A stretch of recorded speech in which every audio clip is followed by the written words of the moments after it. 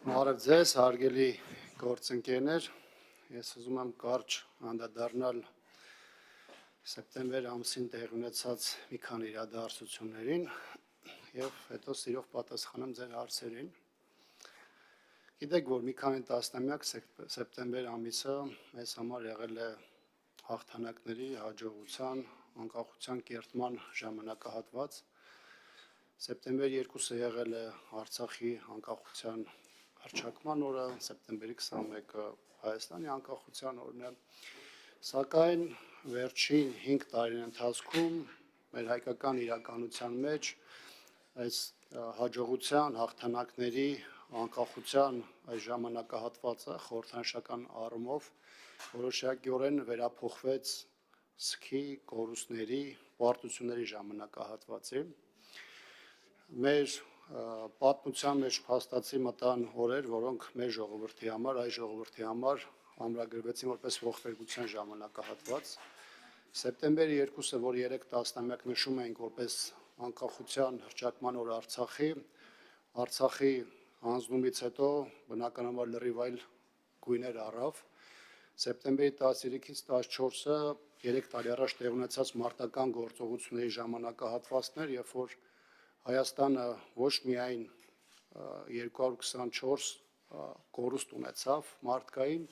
այլ նաև տարածքային լուրջ կորուստներ գրանցեց Սյունիքի, Վայոց-Ձորի եւ Եղարքունիքի մարզերի ուղղություններով Ադրբեջանին զիջելով մարտավարական եւ ռազմավարական բարձունքներ։ Սեպտեմբերի 19-ը դա 23 թվականի Արցախի դեմ իրականացված ռազմական ագրեսիայի եւ Արցախի օկուպացման ժամանակահատվածն է, որը ցավոք մտավ մեր պատմության ողբերգական էջեր։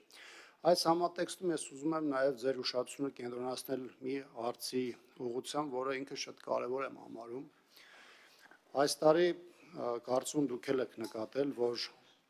որևէ պաշտոնական պատվիրակություն չայցելեցին Եռաբլուր, հարգանքի տուրք չմատուցվեց մեր հայրենիքի պաշտպանների հիշատակին, սա որքանով է առանձնահատուկ եւ նաեւ քննարկման առարկա, որովհետեւ սա ոչ միայն բարոյականության խնդիր է եւ այն նվազագույնը, որ կարելի է հարգանքի տուրք մատուցելով այդ մարդկանց հիշատակը հավերժացնել, այլ նաեւ այն տեսանկյունից, որ այսպիսի իրադարձությունները բավականին ծանր հետևանքներ ունենում հասարակության եւ առաջին հերթին զինված ուժերի բարոյհոգեբանական վիճակի վրա։ Այն մարդիկ, ովքեր նույնիսկ նվազագույն մասով ճանաչում են զինված ուժերը, նրա զարգացումը եւ իրապետում են զարգերակին, գիտեն թե նմանատիպ իրավիճակները ինչպիսի ազդեցություն եւ բարոյհոգեբանական հարվածներ են հասցնում երկրի զինված ուժերին։ Եվ այն մարդիկ, ովքեր փորձում են անընդհատ խոսել զինված ուժերի բարեփոխումների մասին, մարտունակության բարձրացման մասին, որևէ մարտունակություն, որևէ զարգացում չի կարող ունենալ մի բանակ, որտեղ